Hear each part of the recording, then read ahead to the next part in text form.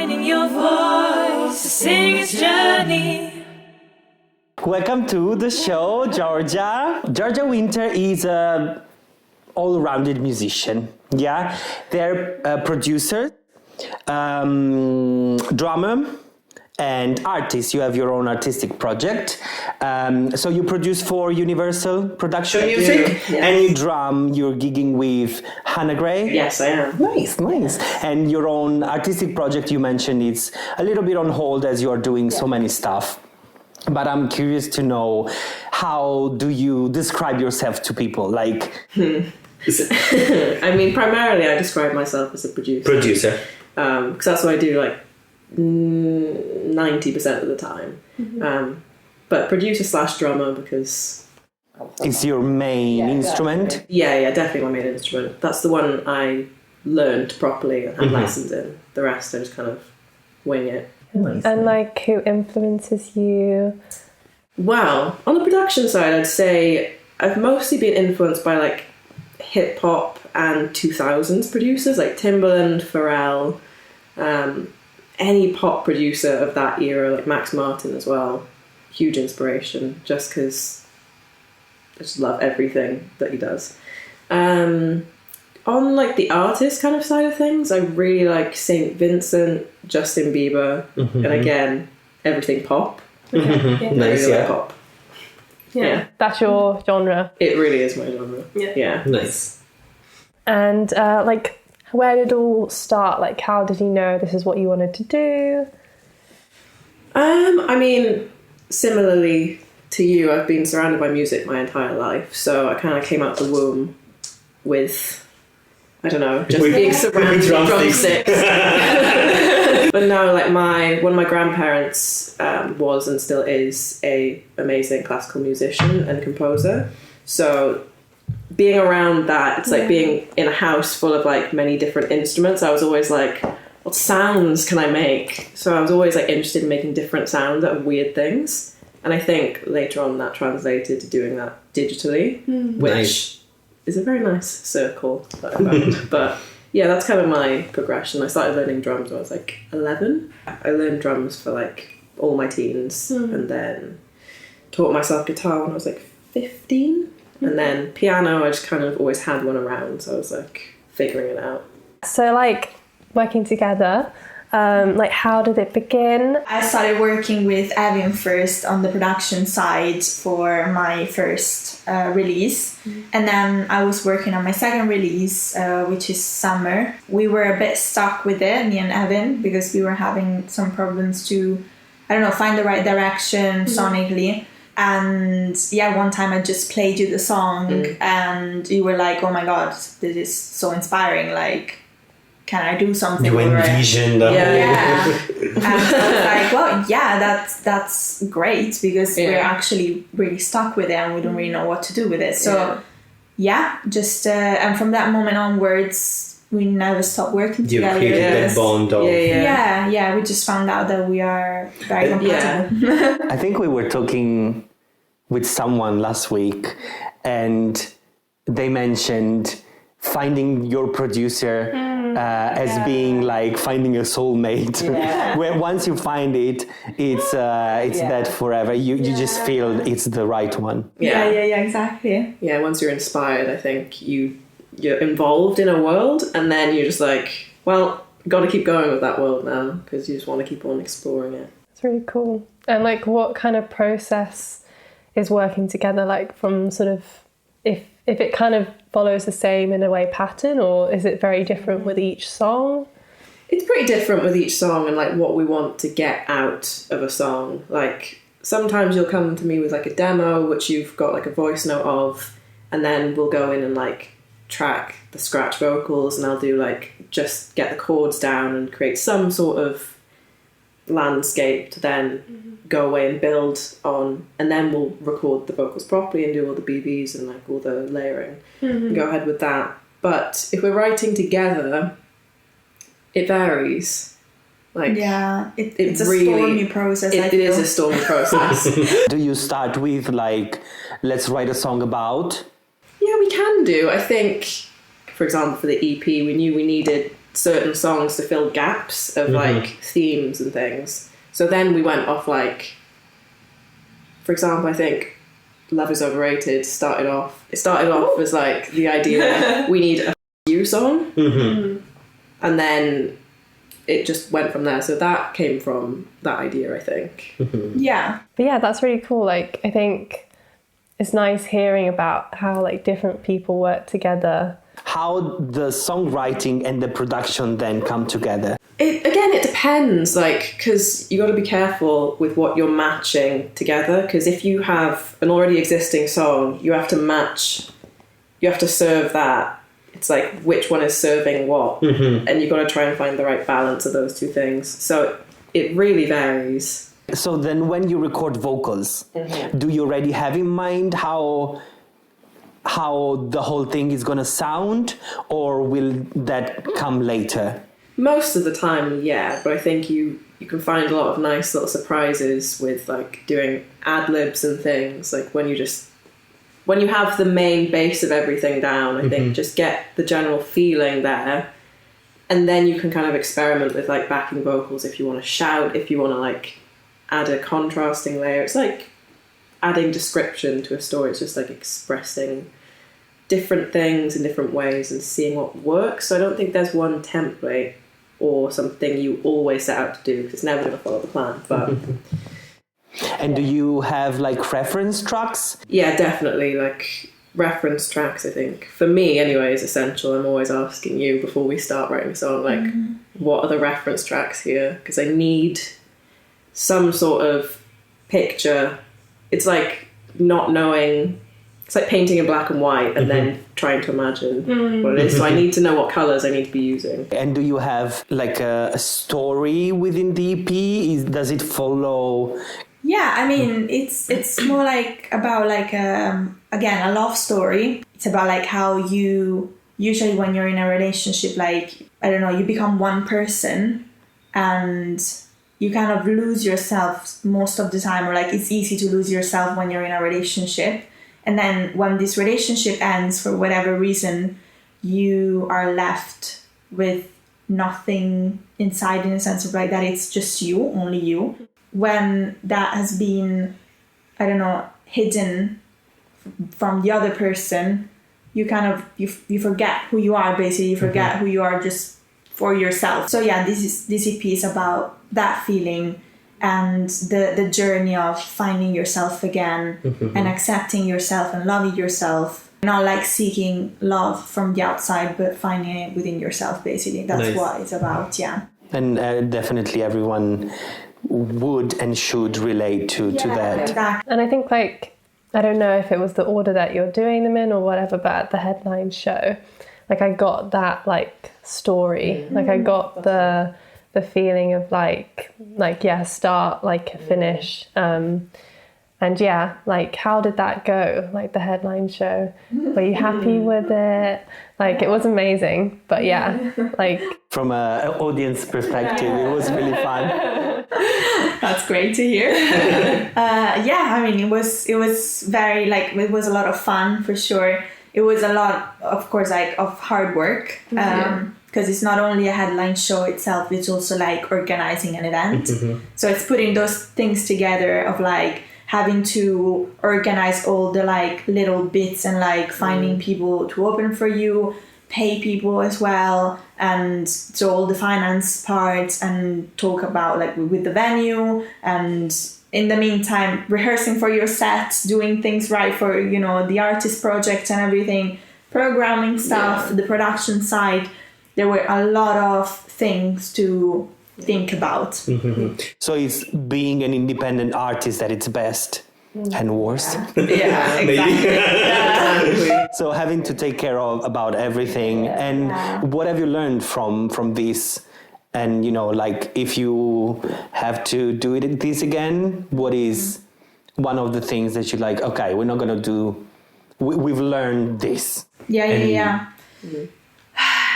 I'm not really sure, because I feel like we've done the best that we could have done, really. Nice. So I don't think that going back I would have changed something, to be completely honest. It's more like it's a learning process, and I think that, for example, with this headline show, I gained a bit more visibility. I gained a bit more like credibility as well from people at least in my community. So like in, you know, the local audience that like I'm addressing my songs to, I feel like people were like, oh, so that's Francesca, you know what I mean? Oh, that's what she does, you know? And I think that something's good for the next show as well, because then the next time that I'm going to say, yo, I have a gig, you want to come? People will know what to expect, and hopefully they're going to be like, oh yeah, I had so much fun last time. I'll make it, you know what I mean? And then maybe they'll bring more people. So it's just, it's expanding that audience, basically. That's why we're doing it. Nice. Yeah, and definitely I hope it works. Yeah. Because it was really fun, and definitely I will be coming back. And you know. Exactly. Yeah, that's what we want. And so if you had to do it again, you would do the same things. Probably the process would be a bit more smooth, like a bit smoother. No. I hope so. Yeah. I For mean, you, like, do you have? on my side of things, it went really well. I just say like the next step is upping like the backline tech and having like, from a production standpoint, you need a playback rig and you need to True. make that build with you, which is very hard when you don't have the funds, Yeah. which is kind of the block that is just slightly stopping that. But it's a process in itself. Yeah. So that's what I would change in an ideal world. But And what about the venue? Do you feel like it was a fair venue for a first headline? And what are you aiming for in the future? I think like that's a really good venue, and I'm really blessed that like, you know, they gave me the opportunity to play there, and also the organizer as well. Like it's like not the organizer, like the person that runs the place is a very nice person to work with, so that makes the process way nicer. You know, way like, I don't know, it's just less good. stressful. But I would definitely want to like try and do events in different venues. Also different like location in London, or would you, because like the music scene is quite split, East London, West London. That's true. Yeah. I'm not really sure if I would want to go east, just because most people that I know and that would come to my show, east is very not well Far, accessible. So that wouldn't be my to go to place. But saying that, like, talking about future growth, it would be good to expand that region. So it's like definitely spreading over. But for sure, like, I would like max out Northwest and like, and like just everyone knows you there, and you're kind of like, I've done it now. Then you can like start sweeping over. Exactly. Yeah. I'm thinking maybe Camden Club. It could be a nice place to do the next headline show. But yeah, I haven't thought about it properly yet. But definitely, I would like to do another headline show as a showcase for the EP when it's out, or like when it will start to come out, basically. We have another little game. Find a song with this lyric. So you get a piece of paper, there's a word written on it, and you have to sing a little song with that word, containing that word. Okay. I'm ready. I like this one. Soul. Hey, Soul Sister. Hey, soul sister, I'm just listening on the radio. Nice. Yeah. Radio. Yeah. Nice. Next one. Home. Country roads, take me home. Great. To the place I belong. Dun, dun, dun, dun, dun, dun. Bridge. Oh, that's quite hard. Is there one from like A Star Is Born that says something about like, the bridge? Bridge over troubled water. Like a bridge over troubled water. I've never heard the song in my life. And there's also London Bridge is falling down. But like the Fergie version? London Bridge when I go down. I can't believe I didn't think of that. That'll haunt me. Money. Cardi B. Money. Oh yeah. Just the ad-lib Don't going like, forget. money. Brain. Must be love on the brain. Rihanna. Fear. There's a Taylor Swift song called Fear, but I don't know it. Is there one that's called Fear of Letting Go? Yeah, it's Evan's song. Oh, Fear. there you go. Yeah, there you go. Fear of letting it. Yeah. Like, what would you say are your 3 top tips for like producing vocals? So, the best one that I can say for anyone ever is to just get it right when you're recording. Like, at the first process, make sure you know how you want to sing it, what tone you want to use, like dynamically, where you want it to sit, and like diction, if you want it to be like a little bit slurred or whatever, just know those things before you record, or at least try it before you're doing the final take, because there's no such thing as fixing it in the mix. Like, yes, you can enhance it, but you need to be making a good recording great, not like a bad recording listenable. Yeah. If you want a good song, that's what you should be doing. Or anything. So, and what about the kind of equipment side of it? Whatever you have access to, obviously, but with whatever you have, make it work the best you can. Like, if you're in a big room, it can work, but try and like make sure that your reflections aren't like, unless that's what you want, unless that's like an effect, but make sure you have a little slightly soundproof either shield or just against a mattress or anything like that, because it will make the difference when you're trying to edit it later. Yeah. Nice. Very cool. And a third one. Interesting. Do you have a third one? I would say another one, it's more slightly post recording vocals, but whilst you're doing it, to save yourself trouble, have templates and comp while you're doing it. So before you have a session, have your regular template that you're going to use, where you know that's how you treat that microphone, so you're not wasting time every time you do a project. Just have a template, and then you just make life easier for yourself, so you can not be stressed about like chopping vocals and stuff. Just planning ahead. What is something you can't leave a vocal without, if it makes sense? Me, I don't let anyone leave a vocal session without doubling the lead or any of the vocals at least 3 times. Okay. But that's like my minimum. I usually like run you into the ground and like 8 takes of one part. I am very like... How long does it take for you to... I mean, now it doesn't take so long because I'm used to doing it quite quickly with like... I can recognise when I don't like the sound of things quite quickly, so I just quickly comp things. But it used to take a long time. I'd say it takes longer than it probably should, because I don't just like say, that whole take was good. Sometimes I do, and it works, but it's quite rare. Okay. Yeah. And do you direct the singer with specific things like try less tea? I do that a lot.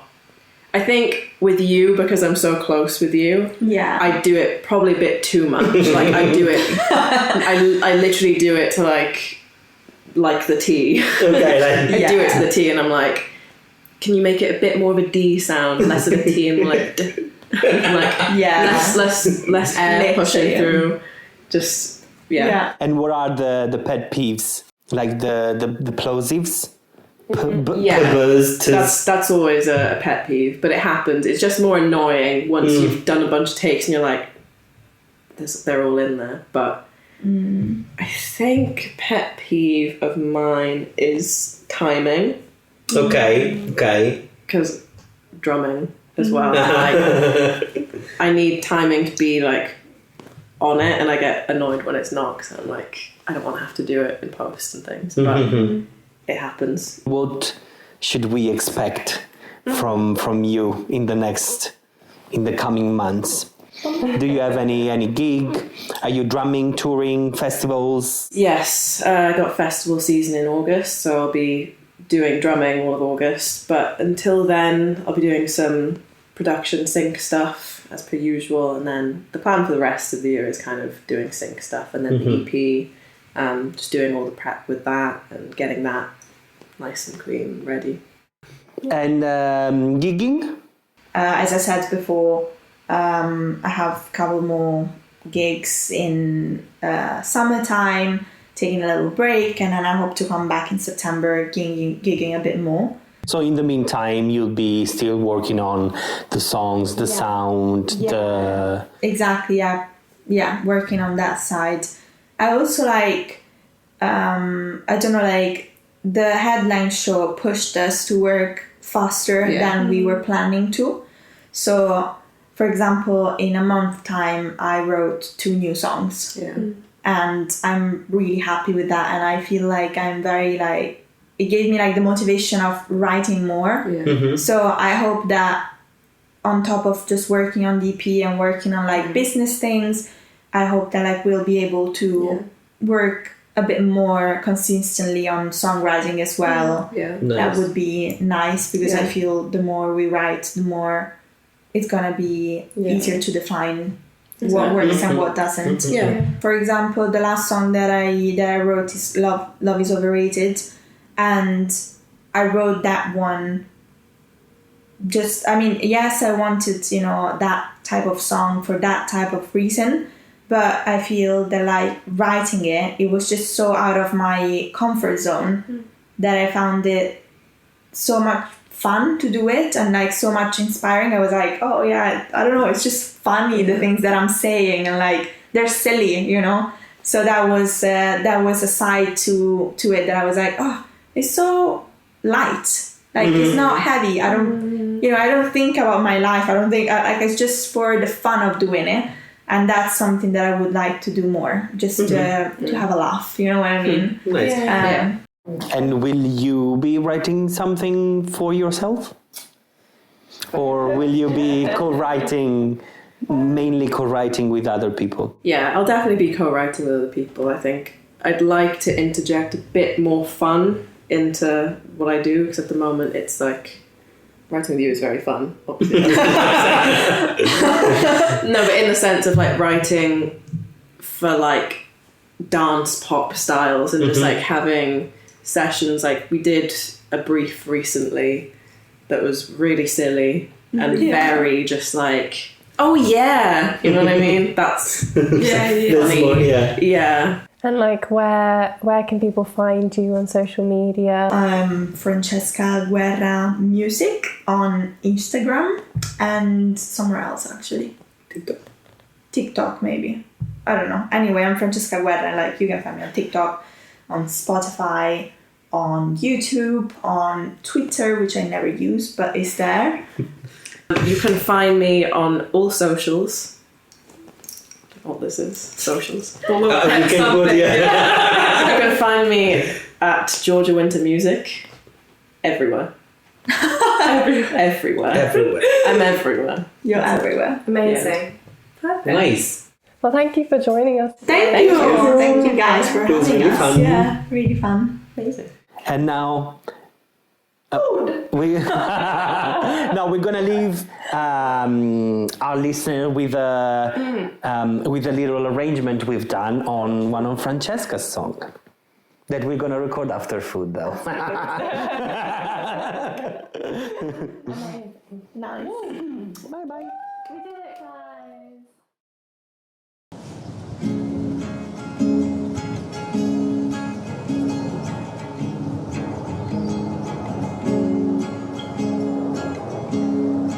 Back on my childhood bed,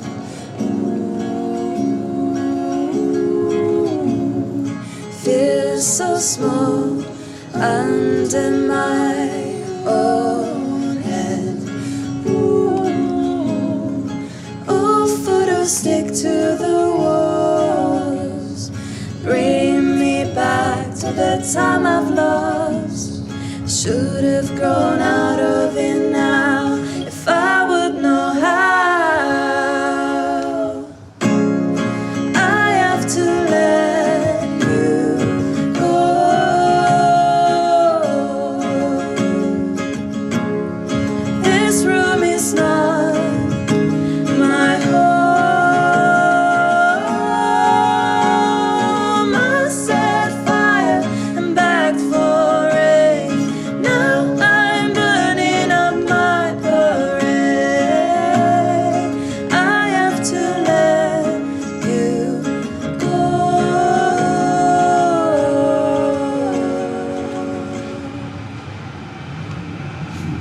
The train.